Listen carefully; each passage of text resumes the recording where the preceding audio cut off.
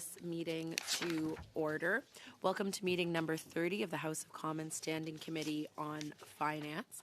Pursuant to Standing Order 111.11, and the motion adopted by the committee on Monday, March 9th, 2026, the committee commenced consideration of the certificate of nomination of Annette Ryan to the position of Parliamentary Budget Officer, referred to the committee on Monday, March 9th, 2026.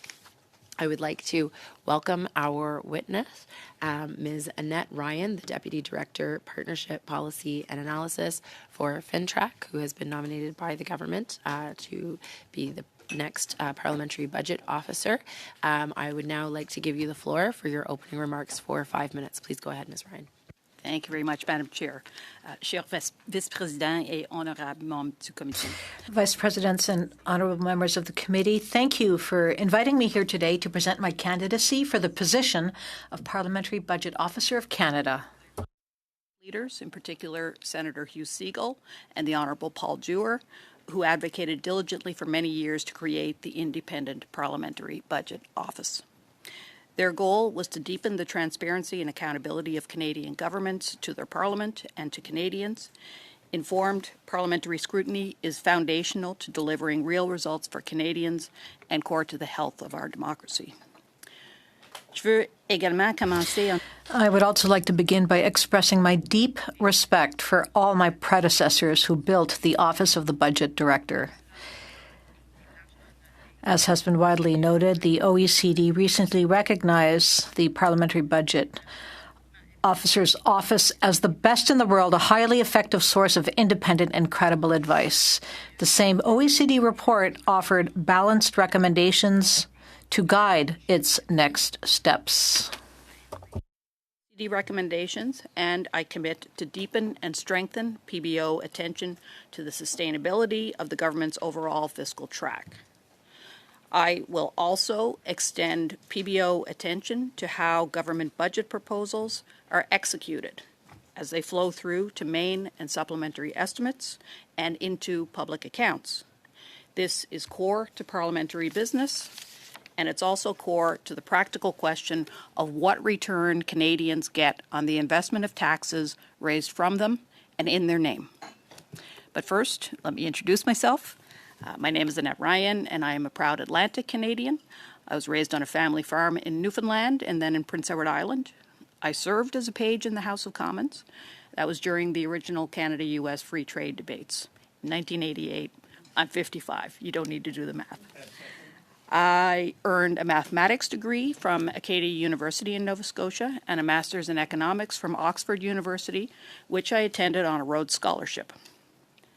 I started my professional career at the Institute for Fiscal Studies in London, UK, where I learned to analyze complex data sets to inform pressing economic and fiscal questions: productivity, innovation, wages, employment.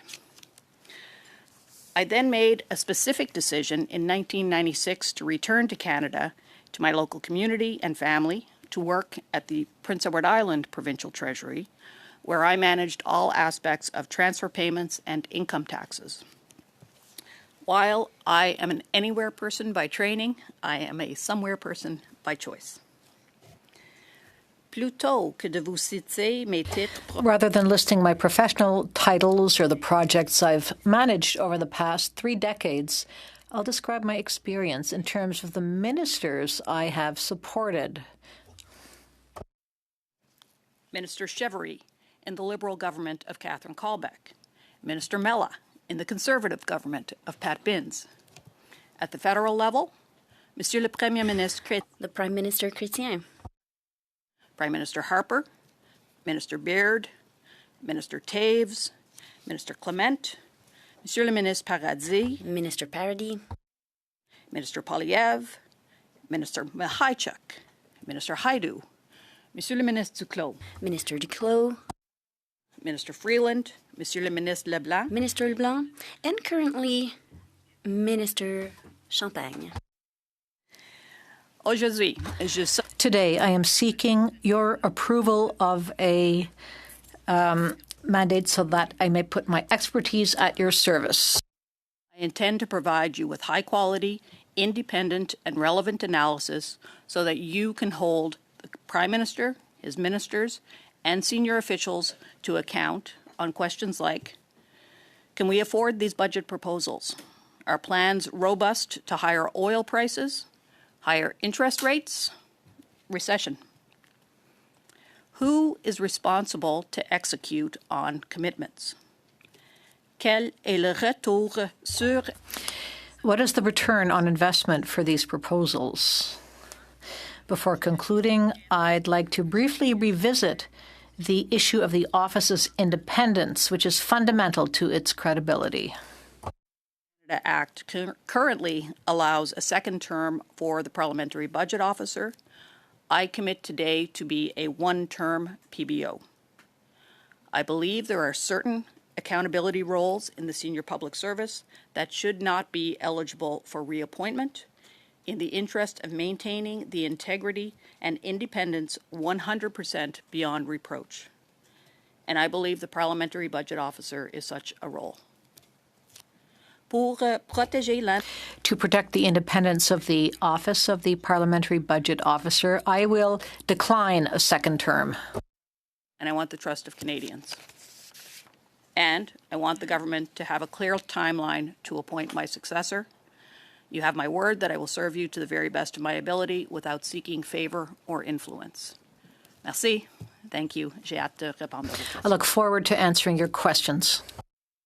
We will begin now with 6 minutes from Mr. Halan, please. I just want to start today by thanking Jason Jacques for his service as PBO.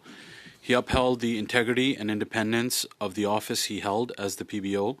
He did a tremendous job holding the government to account and providing vital information to parliamentarians. We are disappointed that he was not nominated as the permanent PBO, as we outlined in the Conservatives' letter to the Prime Minister. Ms. Ryan, thank you for being here.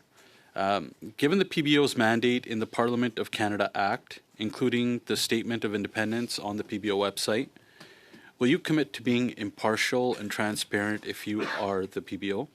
I absolutely commit to being independent and transparent, impartial. Thank you. The PBO works for Parliament, not the Prime Minister or any government. Will you commit to maintaining full independence from the executive branch and working for parliamentarians representing Canadians? I do indeed. Thank you. As it's been reported, you were at Oxford during the same time as the Prime Minister, Mark Carney. Just given your past relationship, how can Canadians be assured you will uphold the impartiality and independence of the PBO office if you become permanent? Thank you for that question right off the top. I've seen the discussion of my past acquaintanceship with the Prime Minister.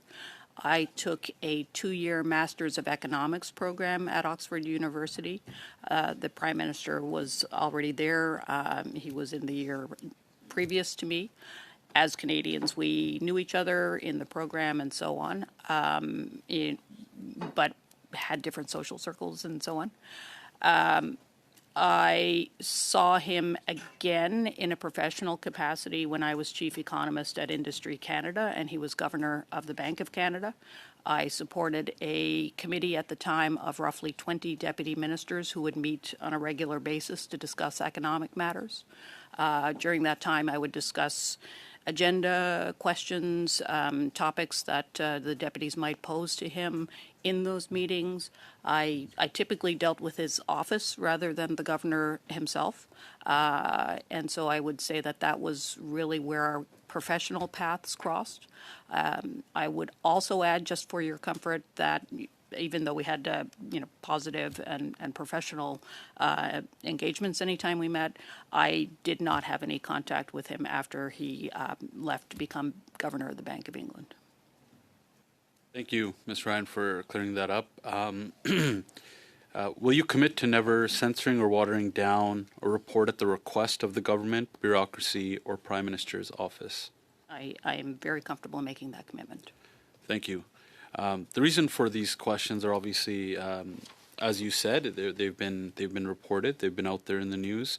Also, just given the track record of this government, as an example, Mr. Jacques called out the government on the fiscal situation framing as, quote, standing at the precipice and looking out over the cliff, unquote. He raised concerns about the government's debt to GDP ratio, deficits, and the housing targets. In return, he was not reappointed. And we've seen this pattern from the Liberal government before. For people who speak out against them, they get dismissed, and see a clear example with former Minister Jody Wilson-Raybould when she spoke against power. If you get put in a situation such as that, where you're being pressured by the government to be quiet, will you still speak out? I am seeking the role of Parliamentary Budget Officer, which is independent of the government and has as its core mandate to serve parliamentarians. I would see you collectively as my boss. I think that the key of that role is to provide you with exactly that pointy analysis that I look forward to building relationships and listening to you as to your priorities and figuring out the best way to support you with, not just crunchy analytical papers, but also that sense of what are the key issues in terms of fiscal sustainability and the execution of budget commitments. That's why I'm here.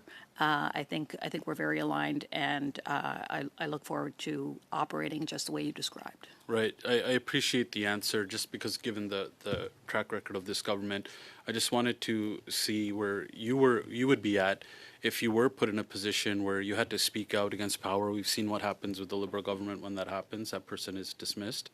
What would do you have some steps you would take if you were being asked to be quiet, or at a risk of reprimand? Again, I think that in as much as I see the role as serving Parliament, it is not the role of the government to provide reprimand to the extent that they can have differing views about the nature of my analysis. I very much welcome that. That is very much the tradition that I came up in. I believe in building out the analysis of the PBO with full transparency to support exactly that discussion. Yeah. I think I have about 20 seconds. I'll save my questions for the next round. Thank you. Great. Thank you very much, Mr. Hallan. On va continuer avec Monsieur Létard maintenant pour 6 minutes. Merci beaucoup, Madame la Présidente. Thank you very much, Madam Chair. Good afternoon, Ms. Ryan, and thank you for being there. And thank you for going through this procedure. Of course, we appreciate what the role of the Parliamentary Budget Officer entails. As you said, it's an independent organization which reports to Parliament and not to a minister in particular. We're very aware of that, and also we are aware of the usefulness of an office like the Parliamentary Budget Officer's Office. Now, you spoke to your experience and of your expertise in this field. And you also spoke to the recent OECD report. Perhaps you can elaborate a little more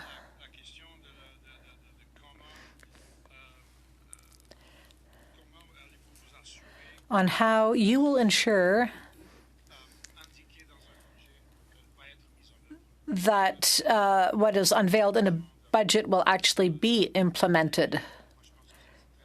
I think that's very important. So perhaps you can speak to that a little more, how you see that aspect of your role. Thank you very much for your question. Well, I worked in the 3 central agencies, finance and the CRA, and its equivalent on PEI. I'm very familiar with the budget process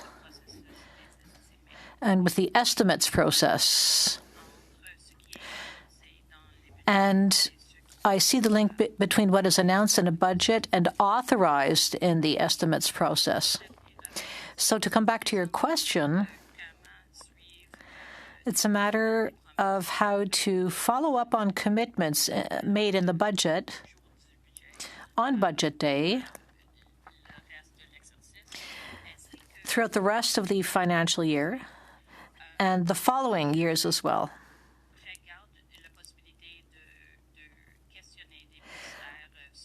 I might question departments on major projects or ongoing programs,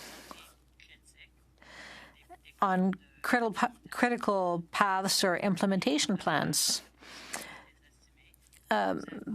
before or during the estimates process to see how things will actually unfold and whether expectations and deadlines are met.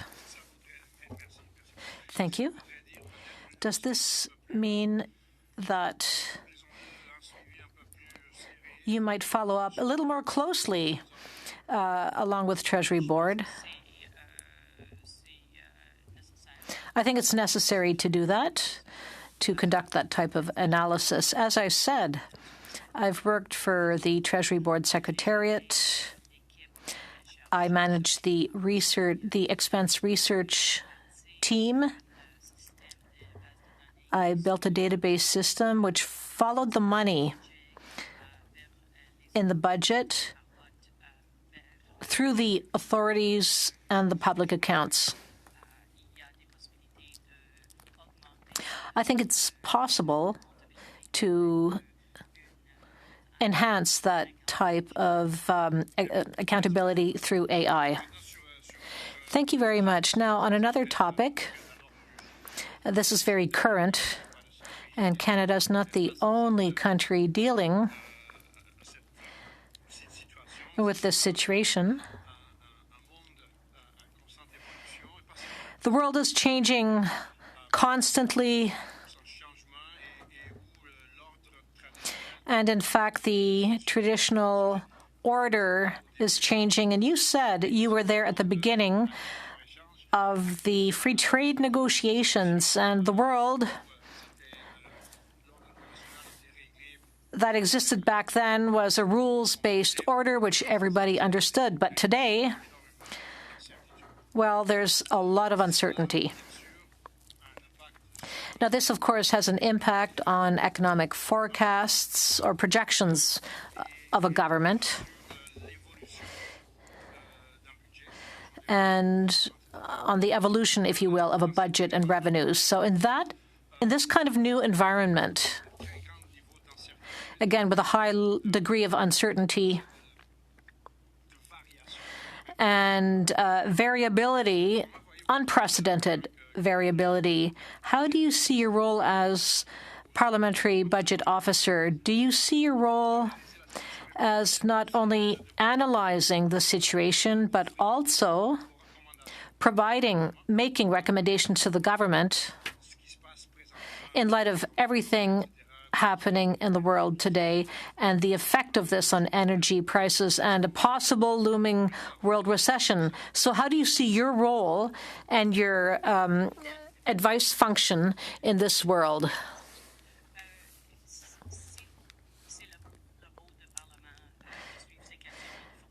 Well, it is the role of the parliamentary budget officer to provide advice on the nature of analysis of budgets and the projects you've mentioned would lead to solutions. If the grants and contributions, I'm sorry, perhaps you can complete your answer later on. Thank you very much, Détao. We'll continue with the block for 6 minutes. Thank you, Madam Chair, and thank you to Ms. Ryan for being here. And I'd also like to thank Mr. Jacques, the former parliamentary budget officer. He and his entire team, we often forget that there's a huge team behind the parliamentary budget officer. In fact, in this case, it's a small team that does a huge amount of work. So I'd like to take a moment to thank them all and how much we appreciate their work. So parliamentary budget officer is well known. The Conservatives know this. We know this. We've asked questions about the nomination process. We had asked for the reappointment of Mr. Jacques, and this, of course, has nothing to do with the quality of your own candidacy, your resume, your experience. I read your resume, and there is no doubt that you are highly competent. And that was the case for Mr. Jacques as well. The Prime Minister himself had appointed him and found him very competent and thought he was the right person for the job. And a few weeks later, the Minister of Finance undermined the credibility of Mr. Jacques and said he was not the right person for the job, and that Kevin Page, comparisons were made with Kevin Page. So how would you say that you are competent compared to him? Well, let me restate my deep respect for Jason Jacques and Yves Giroux and, of course, Kevin Page, who were the predecessors in this office. As for the independence of the analysis, in face of resistance of the government, if the government doesn't like what the PBO is saying,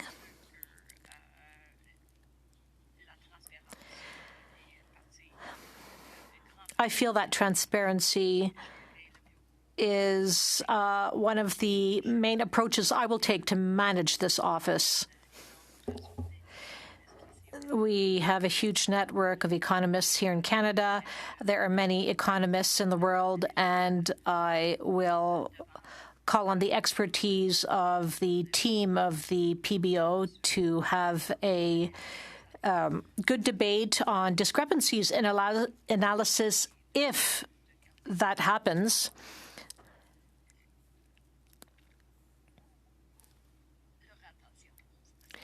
To keep the government's attention focused on these issues.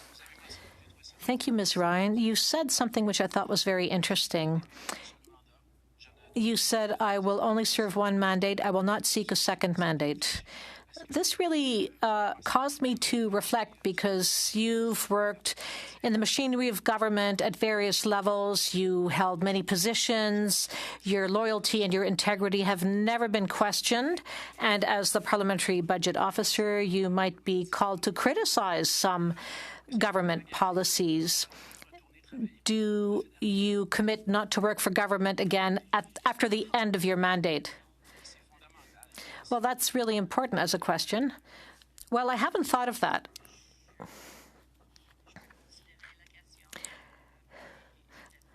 I'll think about it, and I can come back to you. Sure, if you can give us a written answer, it could be yes or no. I don't think there's a right or wrong answer, but since you're the one who broached this topic, I think the question is relevant. We saw a report from the OECD on the Parliamentary Budget Officer's Office. The OECD spoke highly of the PBO, but said that the position had been vacant for a bit and that this undermined the integrity of the office.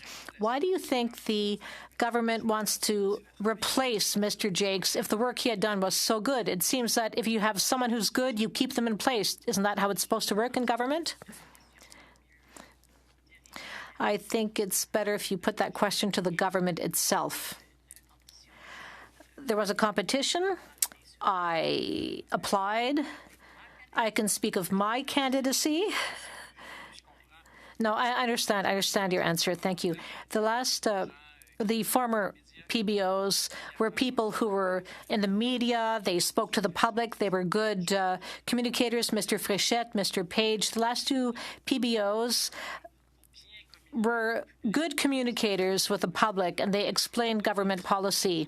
So how would you see your relationship with Canadians? Well, that's an excellent question. My priority is to report to Parliament. However, I think it's also important that the analysis be well understood by the public, and I don't think there's a conflict amongst these two things. I am looking forward to defending the PBO's analyses before Parliament. and also through the media, if that's relevant. The Minister of Transport today, during question period, said that we are facing an economic apocalypse. What do you think of that wording? Well, I will do my best to not use hyperbolic language. I will speak to you through scenarios and analyses which are clear and which are based on the current circumstances. Thank you, Mr. Caron. We'll start with Mr. Lefebvre for 5 minutes. Ms. Ryan, thank you very much for being with us this afternoon. I would also like to say a few words about Jason Jacques, who really did a huge amount of work in the last year, the last few months, as the Parliamentary Budget Officer. The definition of the Parliamentary Budget Officer is someone who's nonpartisan, neutral, and independent. The Parliamentary Budget Officer assists, helps, supports members of Parliament and senators in their work, and Mr. Jacques did so in an exemplary way in the last few months. He was very competent. And to follow up on what my colleague just said, I've worked in the private sector, and it's the same with our employees here in government. When you have a competent person who meets all the criteria, you hang on to them. So through you, Madam Chair, I was a little surprised to see that the government did not want to renew Mr. Jason Jacques' mandate. Maybe because Mr. Jacques showed courage. Relevance, Mr. Lefebvre? Can you please ask relevant questions of the witness? Yes, I'm getting to my question, Madam Chair. So Mr. Jacques showed courage by denouncing a certain type of management when some fiscal anchors were abandoned. Are you going to show the same type of courage when the government will, for instance, remove fiscal anchors which had been considered catastrophic for Canada's finances? Will you have the courage to speak directly? Well, I have a few answers to that question. First, I have a huge degree of respect for Jason, and as I said in my opening statement, I fully intend to continue analyzing the fiscal situation, the budgetary framework, and I will add different types of analyses to monitor other fiscal anchors. For instance, what is the proportion of expenditures versus revenues, and how would that affect the debt? There are different ways of tackling this and tackling debts and the deficit. I have the courage to continue that work. Now, as for the part of your question which was to choose me, again, I think that's a question best put to the government. Thank you very much. At the beginning, you said that you wanted to win the trust of elected officials, and I appreciate that. You also said in your opening remarks that you have an interesting relationship because you were at Oxford at the same time that Mr. Carney was there. Can you explain to Canadians and reassure them that you will indeed be neutral when you interact with the government?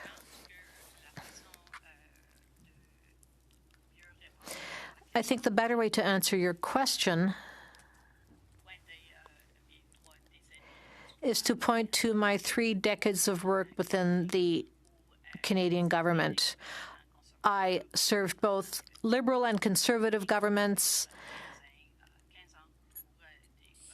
In fact, for 15 years, I worked under Conservative governments, and for 15 years under Liberal governments. I know a lot of people on both sides of the House, and I served for 3 decades without being influenced. I can provide you with more details.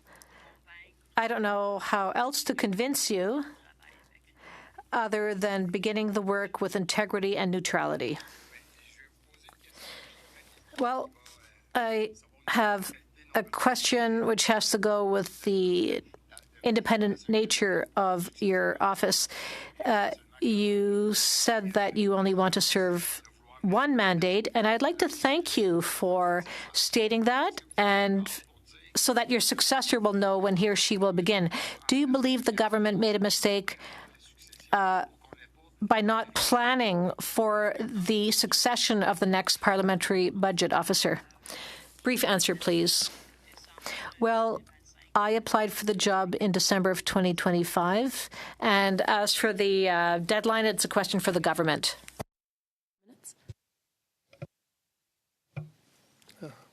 Thank you, Madam Chair, and thank you to Ms. Ryan.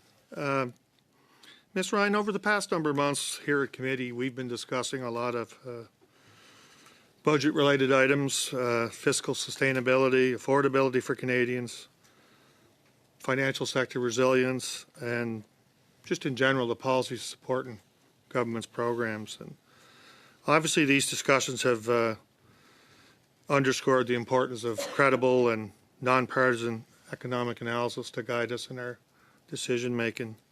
So given your extensive background, over 30 years you laid out in advising governments, how do you feel that your approach as the Parliamentary Budget Officer can be objective and evidence-based and enable Parliament to make key decisions?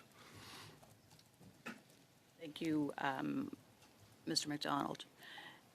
I think I'll answer this question in going back in time a little bit. So I started with the Prince Edward Island Provincial Treasury in 1996, which was essentially the last time Canada hit a fiscal wall. So at the time, Canada was paying roughly 35 cents of every revenue dollar in debt charges. And it was threatening our credit rating, and the government of the day, the Chrétien government, introduced sweeping changes to transfers to provinces and territories. I spent roughly the first 10 years of my career rebuilding that fiscal architecture, if you will, of transfers to provinces and territories. Fiscal sustainability is not a partisan issue. Nobody's agenda gets carried if you hit the fiscal wall. So I don't actually see measures that support fiscal sustainability as being partisan in any way. And so, I think that's an anchor for me on the personal level. I will just point quickly to not chew into your time, to my role in the 2008-2009 global recession. I was at Industry Canada at the time, and I was Director General of Strategic Policy, where I was stick handling some 23 projects to report back in terms of implementation. And it was because we had the fiscal room at the time that Canada was able to come out of that recession more cleanly and clearly than other countries. So, I think just from any number of parts of my career, I can assure you that I stand for fiscal sustainability and execution, implementation, and quality of analysis to support decision making. Thank you. And most recently, you've been working for FinTrack. And that's another topic that we discussed quite extensively here at committee. So we know that FinTrack has been tracking and reporting, and we're having increasing fraud and all types of activities around the world. Can you just elaborate on how those experiences will help you in your PBO role, or if there's an overlapping connection that's going to help you out? For sure, and I think the common thread all the way through is the question of following the money. So for the last 6.5 years at FinTrack, I've led the research group, international work, policy work, and so on, towards that question of, how do you follow money of bad folks doing bad things? And, really that's been essentially the common denominator throughout my career, either following the money Ottawa across the provinces for the budget to the estimates process, through productivity issues and support to business, the employment insurance program. It's all a question of what money is flowing, to what end, and what are the decision points and turning points that decision makers need to be aware of. So I kind of see it all as a one piece, but I'm happy to follow up if that wasn't where you were going with that. No, I think I just wanted to see what the overlap would have been in that role, and now entering this role here. The other question I would have for you today is, in terms of the changing economic landscape that we're going through right now, with the war in Iran and trade war with the U.S., I'm it's sorry, a very... Mr. McDonald, that's your time. Oh, I'll have time you'll again. have to, do it again sometime. Monsieur Garon va continuer avec vous pour 2 minutes et demie. Merci, Madame la Présidente. Thank you, Madam Chair. Ms. Ryan, I'd like to come back on that because I find it important. I know that you're at a stage in your career where you still have quite a few years where you can serve with competence and skill. But when you look at the previous PBOs, Mr. Fréchette, Mr. Page, Mr. Giroux, and Mr. Jacques, who will probably stay with the office, I believe, none of them returned to work for the federal government. And upon reflection,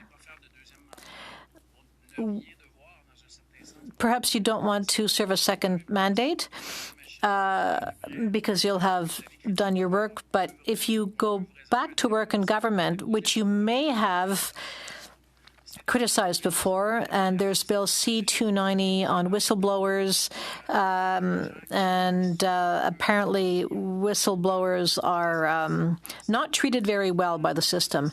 I'm just wondering whether this might undermine the independence of, or rather, it might be a good idea to require of any PBO not to go back to the federal public service, or at least to go back after a cooling off period. Well, that's an excellent question. Yes, well, that's why I'm asking it. Well, honestly, I never considered that before coming here today, and I would rather think before speaking. But you did think about only serving one term.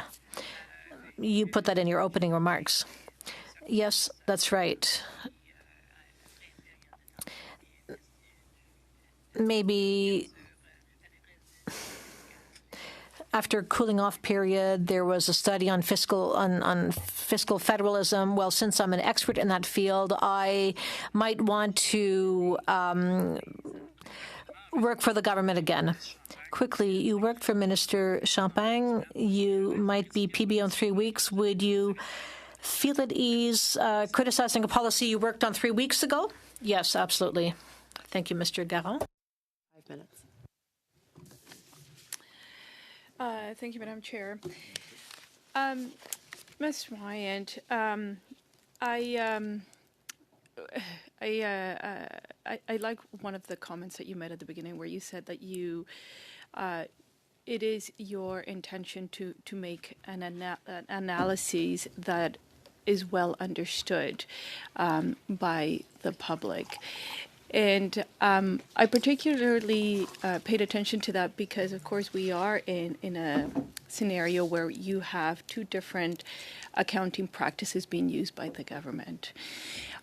We have the budget that was presented, Budget 2025, which had used a completely new set of definitions for operating expenses, definitions that have not been used anywhere else. The previous parliamentary budget officer, as I'm sure you know, called them overly expensive and called for an independent expert body to police the numbers because of the magnitude of operating expenses that were being shifted from operating to capital in about $94 billion.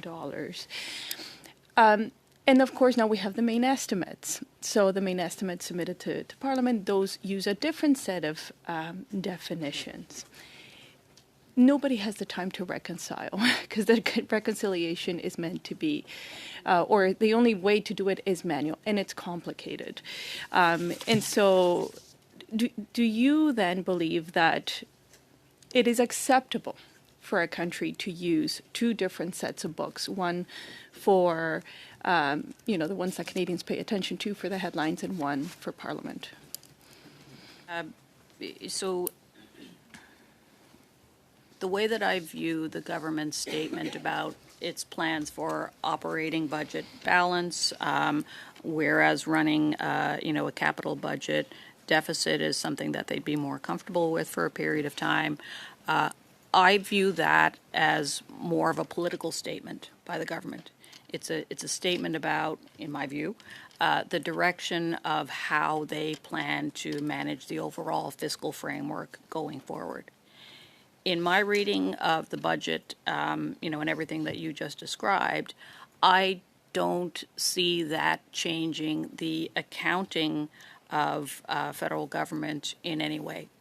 And in particular, it doesn't change the fact that a dollar borrowed has to be paid back, and it has to be paid back with interest. And so, to the extent that the generally accepted accounting principles are going to continue to apply, the PBO is absolutely within its mandate to support parliamentarians with the elaboration of a number of different parliamentary fiscal anchors, if you will. So yeah, let's continue to look at debt to GDP. Let's look at deficits as a share of GDP. Let's look at the measure of how much in revenue is going to debt charges in any given year. And that aspect of having a number of different measures and looking at a number of different scenarios, I think will give a lot more clarity to Parliament about, as the government steers through its plans to rebuild infrastructure and defense and so on, does it remain affordable under different scenarios, as we've heard earlier, war, interest rates, inflation, oil prices. Let's work it through and see where it takes us. And if it's going in the wrong direction, then let me help you put those constraints around the government. So, in your words, the budget is more of a political statement, a political paper, and you have a government that ran on a slogan of spend less, invest more, but then you change, when Canadians are not looking, then you change definitions to reallocate $94 billion from expenses to investments. Would you agree that that's just for political reasons then? There's no real benefit to the country in doing that, especially when you end up with two different accounting principles being used. So to be clear, I don't think political statements are necessarily bad things.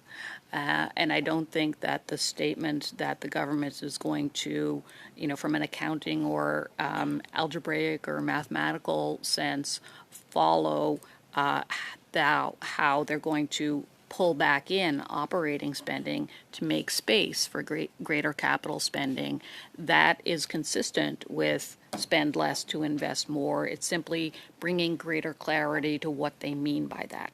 So Thank you, Ms. Ryan. That's time for this round. Thank you, Ms. Kobina. We will continue now with Mr. Sawatsky for 5 minutes. Chair, and thank you, Ms. Ryan, for coming here today. I'd also like to take a moment to thank Interim PBO Mr. Jacques for his work. So just maybe if you could elaborate a bit on your experience in public service. How do you think your government-wide experience will contribute to fulfilling your role as PBO?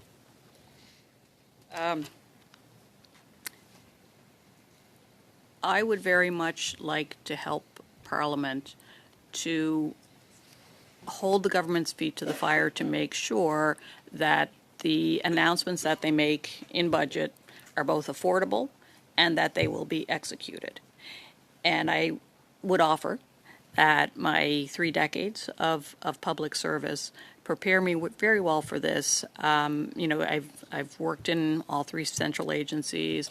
I've done economic policy at Industry Canada, social policy at ESDC, national security policy, and banking policy.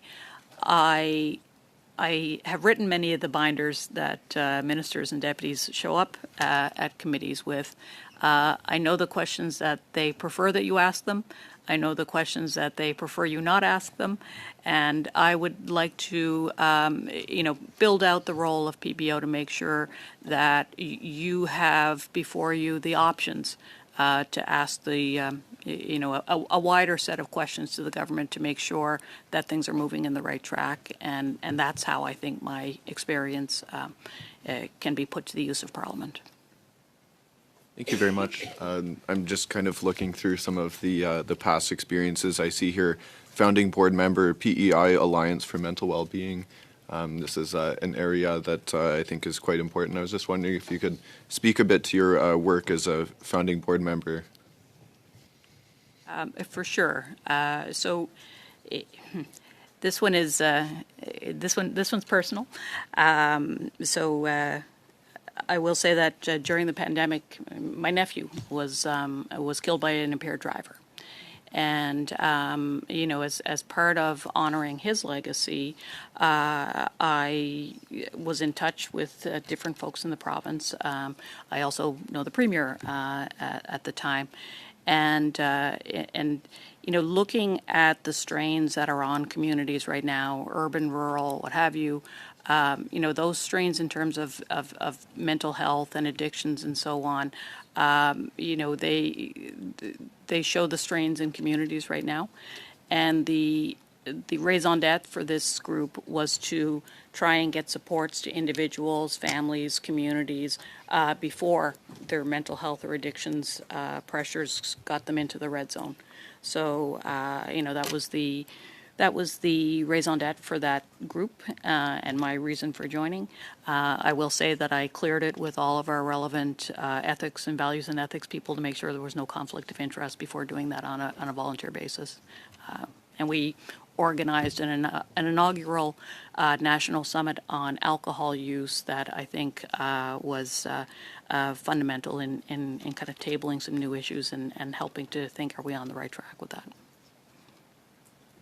Thank you very much for sharing. That's a very impactful story, and I'm very, very happy to hear that it made some impact. Just maybe coming to another one of your experiences here as Associate Assistant Deputy Minister for Financial Policy of Finance Canada. If you could maybe just speak to what was some of your day-to-day work in that role, as well as how that might give you some experience as the PBO. Certainly. So in that role, which I held for about 2.5 years, I supported the government with advice on different matters relevant to financial sector policy. During those times, I led in terms of cybersecurity issues for the financial sector, including some of the earliest serious cyber incidents at BMO Simply and at Desjardins. I also led on anti-money laundering policy, which I then followed into FinTrack on an operational basis as my current role. I worked on the negotiation of the CUSMA chapter related to financial sector policy. So I think that, the aspect of understanding well the financial sector in terms of how regulation affects their ability to lend to businesses, consumers in a much more up-close way is also something that I would take into the role of Parliamentary Budget Officer. Great. Thank you, Ms. Ryan. Thank you, Ms. Continue now with Mr. Kelly for 5 minutes. You. In response to an earlier, you were questioned earlier about the role of the PBO in communicating budget items, and your predecessor used some very strong, forceful, not profane in that sense, but strong, forceful language to discuss and to communicate the state of Canada's public finances. It appears to many that this was a contributing factor to his not being here at the table and you being here as an alternative nominee. Will you have? How do you feel about the need to be clear? And sometimes clarity and honesty requires strong, forceful language. So I'd like you to maybe expand on that, if you may, about the way your office communicates the challenges that Canada faces with its finances. So let me say that I think that there is a way to communicate the gravity of a circumstance with the analysis. So, in the 1990s, when Canada was coming up towards that fiscal cliff, there were escalating dynamics that saw those debt charges ramping up. I think that one can do the math and put the numbers before parliamentarians and paint the picture of a worsening fiscal situation, particularly if it differs from the way that the government is presenting a fiscal situation. That will absolutely be clear, and the implications of that situation will be clear. And as I said earlier, I think it's up to the parliamentarians to apply the stark language.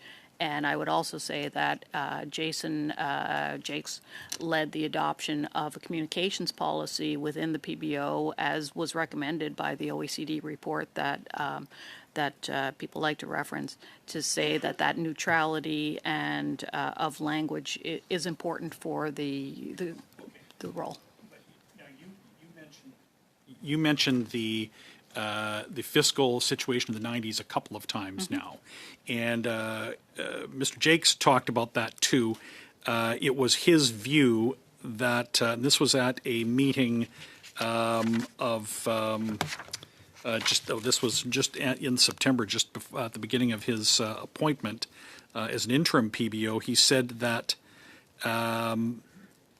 with the federal debt to GDP ratio forecast to increase, if we don't change things, we are going to end up there again.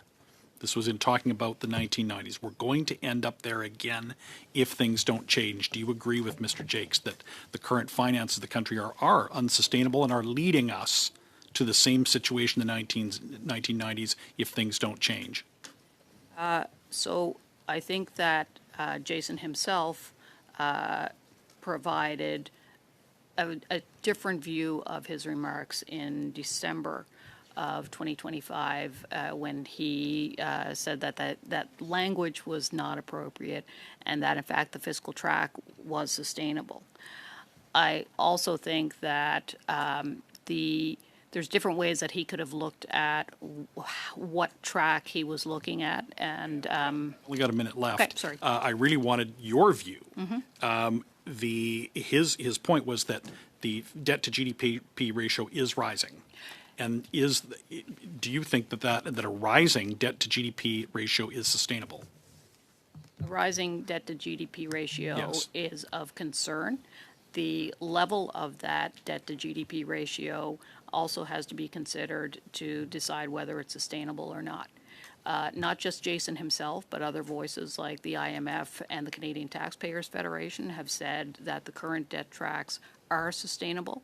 I look forward to seeing the models of the PBO that would contribute to a view that they are unsustainable, but I don't think even the PBO is there at this point in time.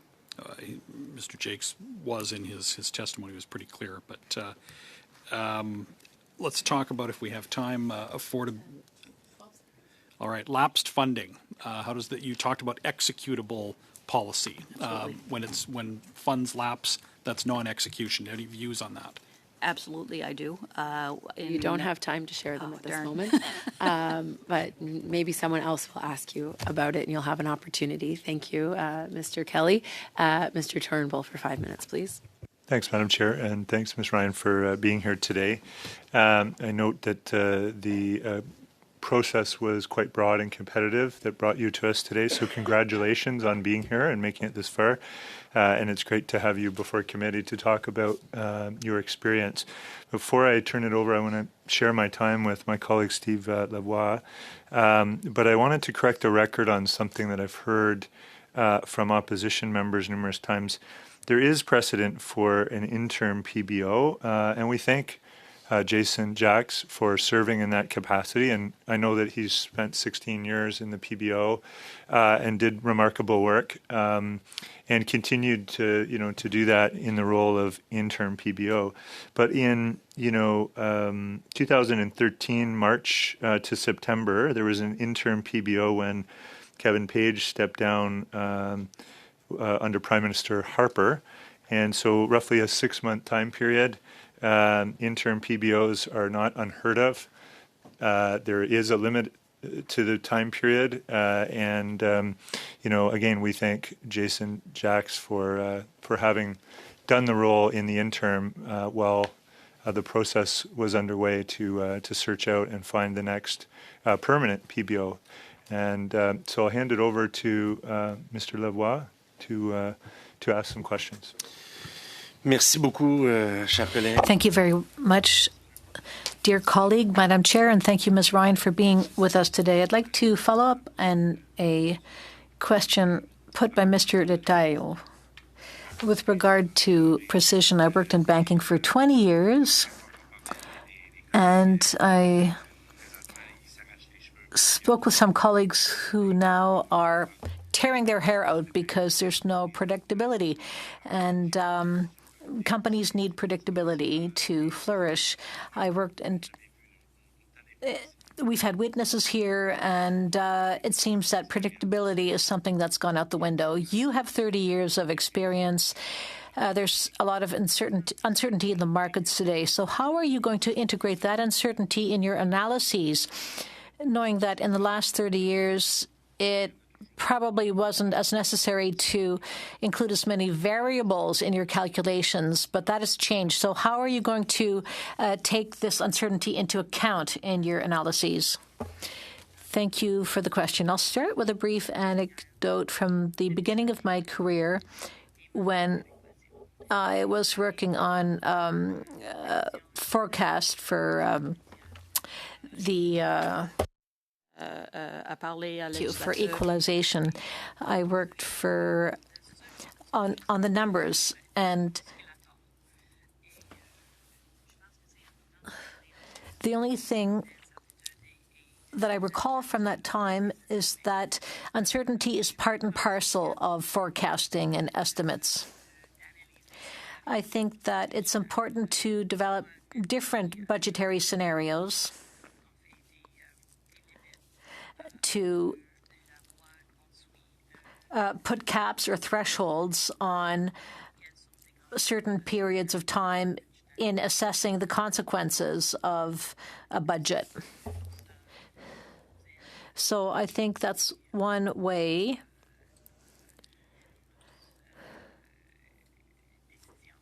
of helping us to see whether our decisions are sustainable or not. Quickly, what are your 5 priorities? Often we talk about the 91st days. I'm not going to ask for details, but for the average Canadian, what are your 5 priorities? Well, one is sustainability of the budgetary cycle. And the second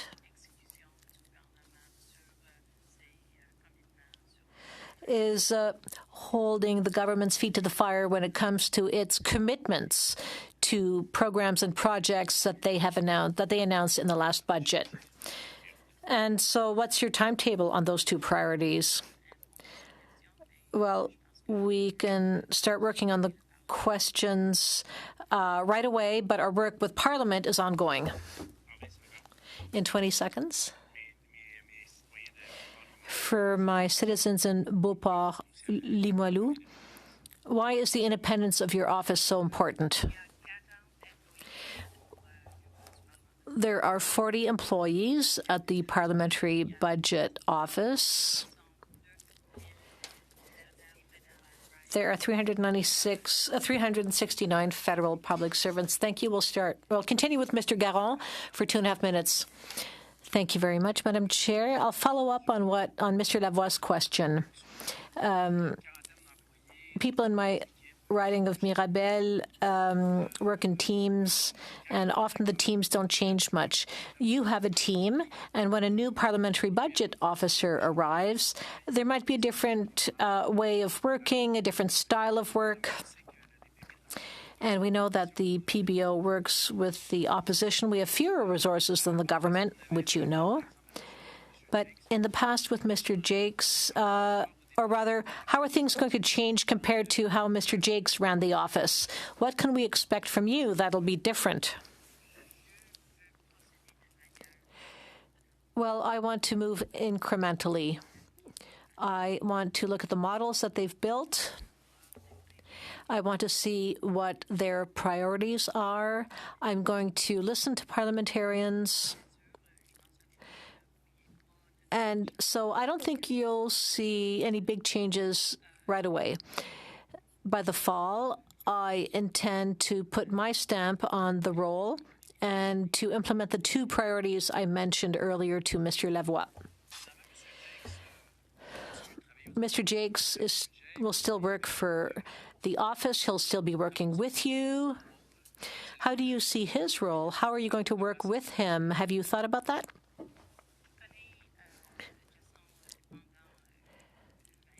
I've known Jason for over 20 years. I also know the other senior officials in the PBO.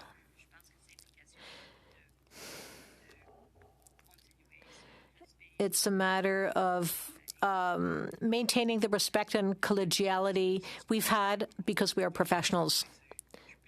The fact that Mr. Jacques was the interim PBO, does that give him any special expertise? What's it going to be like when you come on board? Well, I read Jason's testimony before OGO and other committees, and he said he was looking forward to work with the next PBO.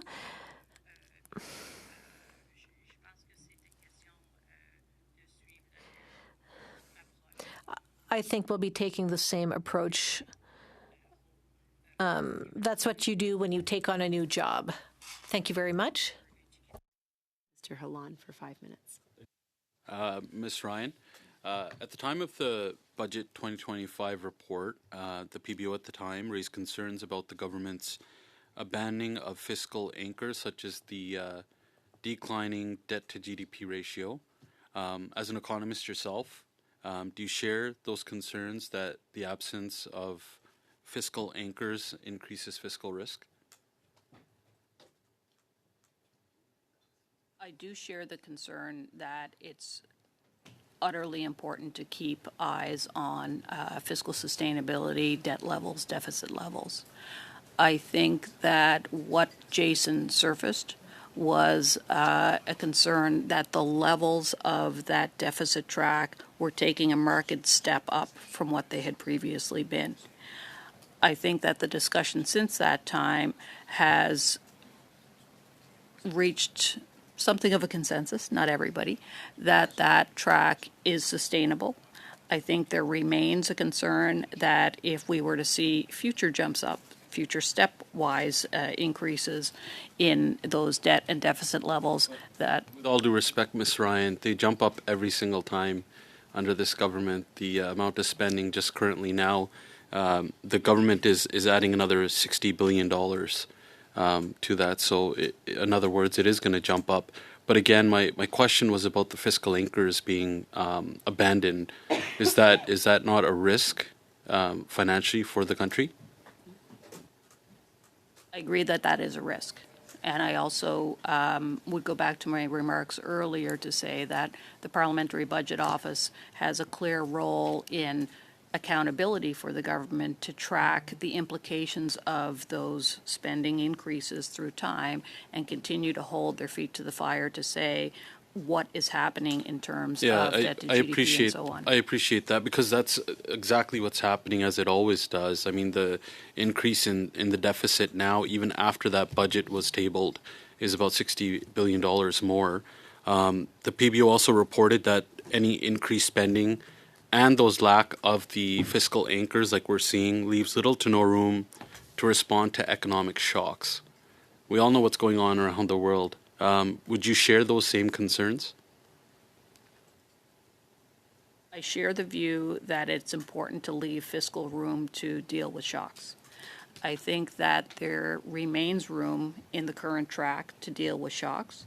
I also think that it's not a contradiction to say that it's important to keep eyes on that track to make sure that that buffer remains.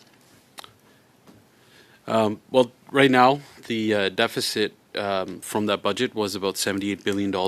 As we know, it was double of what Justin Trudeau's economic update was at the time. The government is notorious, as we know, for adding more spending every year, which likely means deficit projections will be higher than projected. That's just a track record. At the time, the PBO projects deficits around, as I said, $60 billion over the next 5 years. At a time of what we're going through right now, which seems like economic stagnation, weak productivity, would you characterize the $60 billion plus deficit as fiscally responsible right now?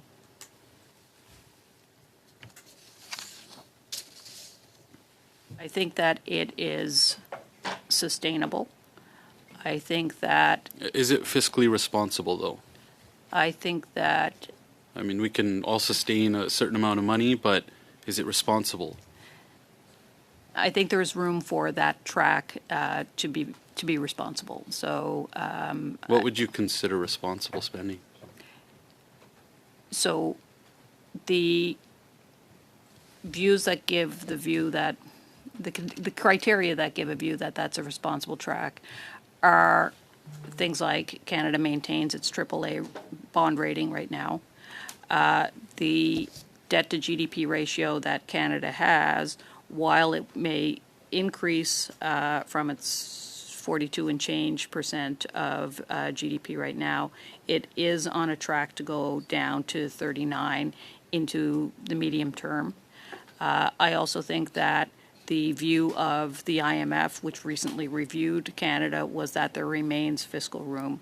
So for a number of reasons, just briefly, I think that there remains room to deal with different shocks. I think that it's worth testing how much room there is, and I think that the PBO can absolutely conduct that type of scenario analysis of at what point are we going to get into deeper trouble. At the same time, sorry to cut you off. Thank you, Mr. Hallan. That's 5 minutes. Thank you, Ms. Ryan. We will continue now with Mr. Littau. Très bien. Merci, Madame la Présidente. Thank you, Madam Chair. Well, here we are for a second round. Thank you very much. In fact, I share your opinion with regard to the sustainability of Canada's finances. We always have to look at these issues in the context of the present moment, which right now is very chaotic. And you can't separate these two things. But where I'd like to go might surprise you.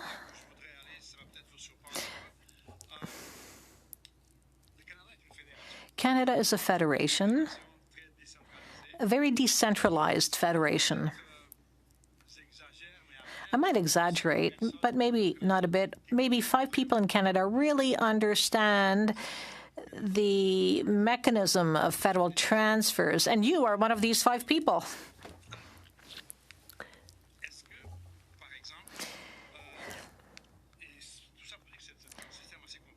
So it's obviously these federal transfers are very complex, as is equalization. So will you analyze not only budgets and their sustainability, their long-term fiscal sustainability, but will you also provide information to parliamentarians and Canadians on the complexity of these system, which may seem difficult to understand, but which is essential to the good functioning of our federation.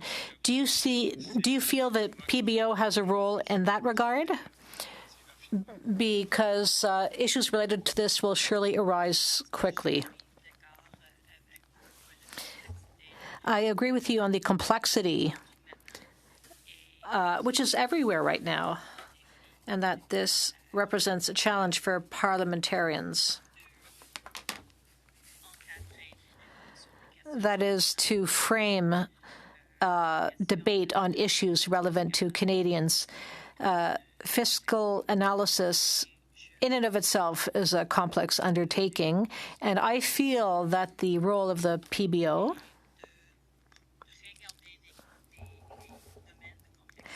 is to take these complex sectors and to find decision points.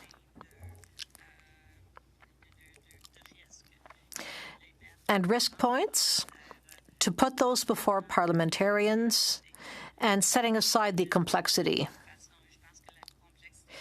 As well, I feel that the complexity of government stands in the way of the implementation of programs, and it's important that parliamentarians be in a good position to ask questions of officials and ministers when they take into account the complexities and risks, and not only points of communication.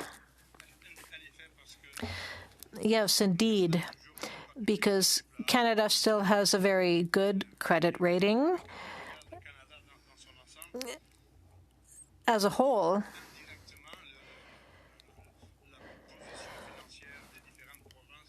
Canada and Canada's credit rating and the credit rating of all the provinces affects the financial situation and sustainability of the country, and that's why transfer payments are very important.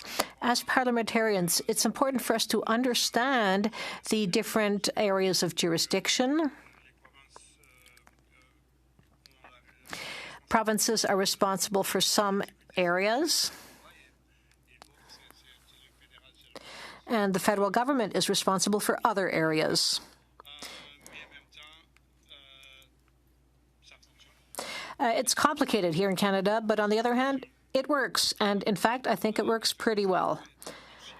But we always have to keep in mind existing risks and the necessity for all of us to speak with each other, different levels of government. And I think that you, with your experience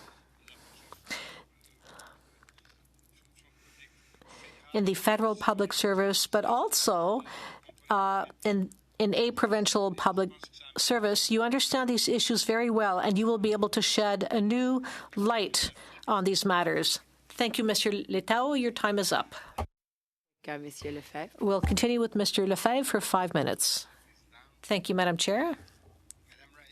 Ms. Ryan, a little earlier, my colleagues on the other side asked you a question in English about the deficit of $78 billion. For you, is that a responsible thing?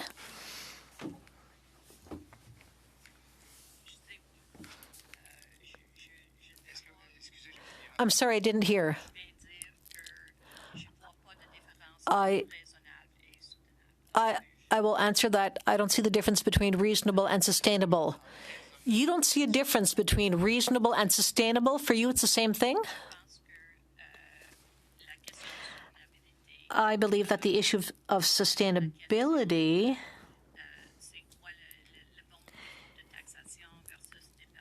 relates to the right level of taxation, and that is an issue for parliamentarians to discuss. It's a reasonable issue for parliamentarians to discuss. As I said before, sustainability is not a partisan matter. As long as we stay in the framework of sustainability, we can have reasonable debates amongst parliamentarians. What do you think of the budgetary balance? What do you mean? I mean that the government should present a balanced budget. I believe that the government has a certain latitude to present its finances and to tell parliamentarians and Canadians how their money will be spent. This government has rather described the direction in which they will be moving. They said they will spend less here and invest more there. I think it's possible to do that for a while. There is room to operate in that kind of framework. Mr. Jacques said this as well, so I think it's a reasonable issue to debate for parliamentarians. Let me stop you here. I'll quote a former Minister of Finance of Quebec for whom I have a high degree of respect, Mr. Lataillot. He said that budgetary balance for him was not an obligation, it was an obsession for him. What do you think of that quote? That balancing the budget should not only be an obligation, but an obsession for a Minister of Finance. Would you agree with that? Well, I don't think it should be an obsession. So for you, a deficit of $700 million 10 years ago to over $1 billion today, you're mortgaging the future of our children and grandchildren. Are you at ease with that? Well, as I said before when I answered the question on sustainability,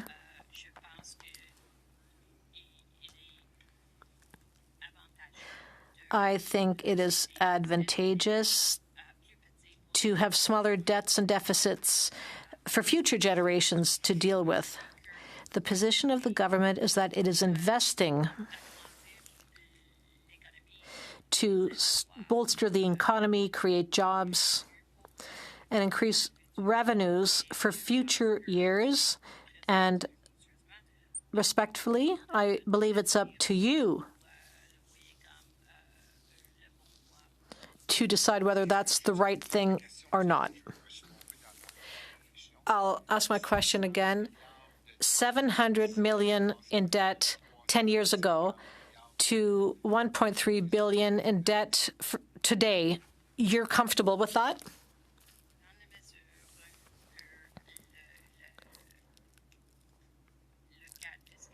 As long as the fiscal framework, the current fiscal framework,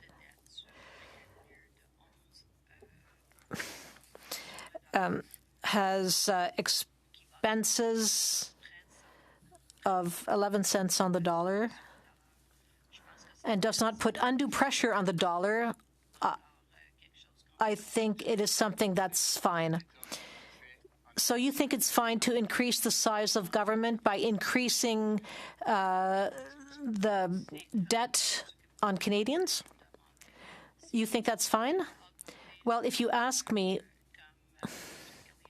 as Mr. Kelly described, whether the debt growing is a good thing or not, well, that's a different matter.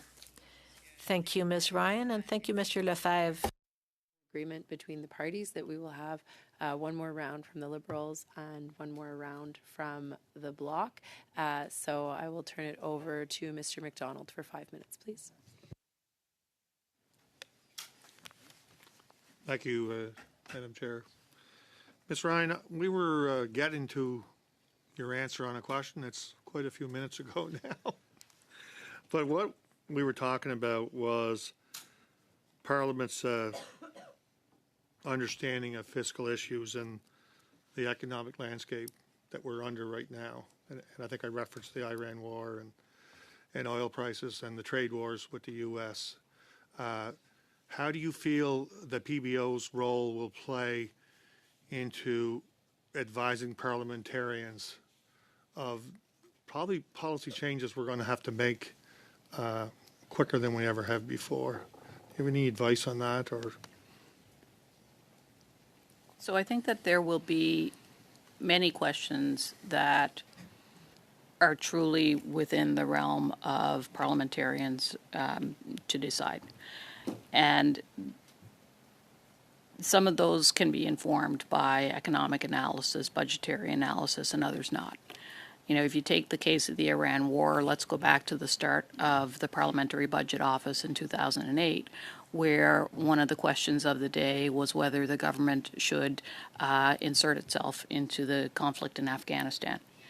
At the time, the government was saying that the cost of that would be in the order of 8 or 9 billion. And the Parliamentary Budget Officer of the day, Kevin Page, said, it's up to you, Parliament, to decide whether to engage our military in this conflict. Respectfully, our analysis is that the cost will be much more like $19, $20 billion. I think that that is a good example of the type of questions, where elements of a decision are not appropriate for a PBO to weigh in on, the diplomatic, military, considerations of a decision like that. But if there are big questions where there should be attention paid to whether the government's estimates are correct, or whether there would be unintended consequences, whether there are risks that the government either hasn't foreseen or hasn't been transparent about. I think that the PBO can absolutely be a support to parliamentarians for those type of questions that are going to come with the very uncertain and volatile world that faces Canada. Just another line of questions. I've kind of been intrigued by the way parliamentary budget officers have become a household name in the past 2 decades. And that probably wasn't the case or the intention starting out. In the role of parliamentary budget officer is to be impartial and to make analysis of government decisions to help overall Canadians understand, parliamentarians understand our fiscal position. Would you like to comment on, will everyone know who Miss Ryan is in 7 years? Or, in my opinion, we shouldn't know who Miss Ryan is. We should know what her analysis is.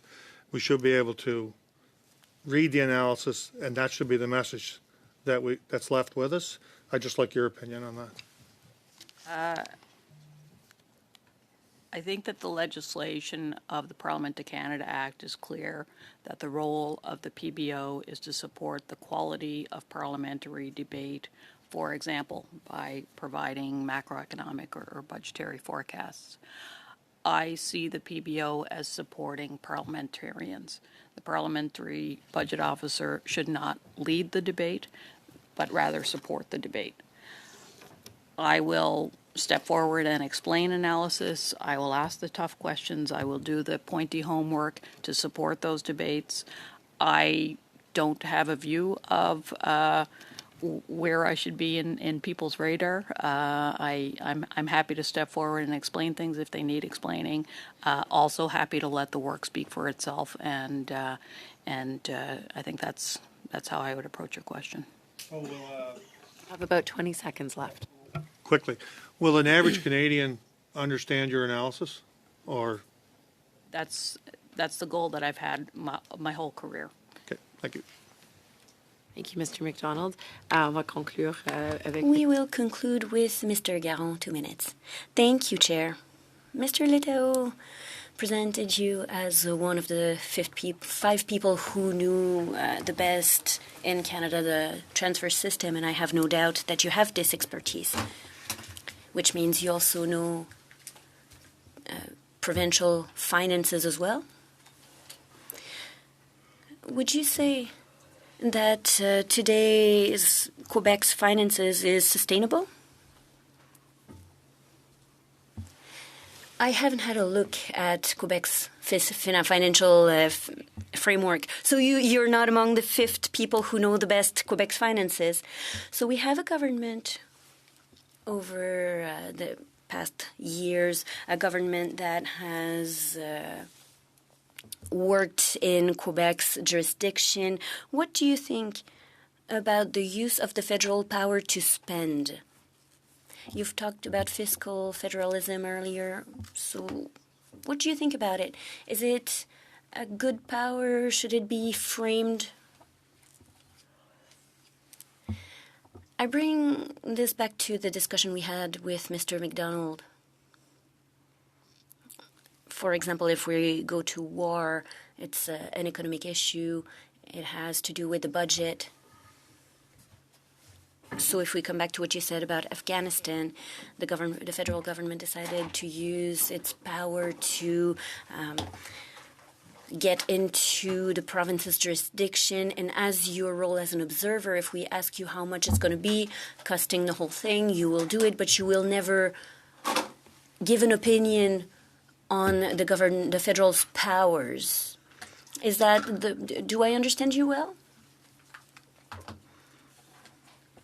I think this is up to you to discuss with your colleagues. If you want the office to help you, so would you be ready to be reticent to see the government work in the province's jurisdictions? You only have a couple of seconds.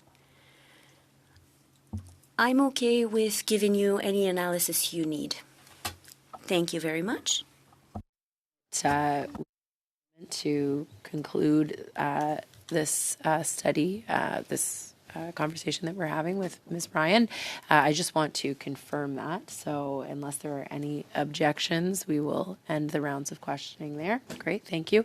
On behalf of the committee, Ms. Ryan, I would like to thank you very much for your time today and for answering all of these questions. Before we conclude the meeting, however, there are 3 budgets that have been sent around. The first is on the budget for where is it? The household debt study in Canada. The second is on the study for the Canada Pension Plan investments in Canada. And the third is for today's meeting. Unless there are any objections, can I... Oh, there is an... Okay. Non, j'ai juste... Allez-y, s'il vous plaît, une question. No, go ahead if you have a question, Monsieur Garon. It's only 5-2 and the Conservatives love to work, so I thought I would ask a question. So I'm curious. We're passing budgets and it's fine, but generally, are we spending this money or can we be updated to the amounts that are actually spent? I think there was $36,000. So I'm wondering, is there a follow-up on these numbers? I'm just curious. Yes, absolutely. We ask sometimes larger budgets to accommodate, but we don't always use the full amount. So, of course, we can share these numbers with you. So do we all agree with the budgets? Yes? Okay, perfect. Thank you. So before concluding, if there's no objections, are we okay to conclude? Thank you.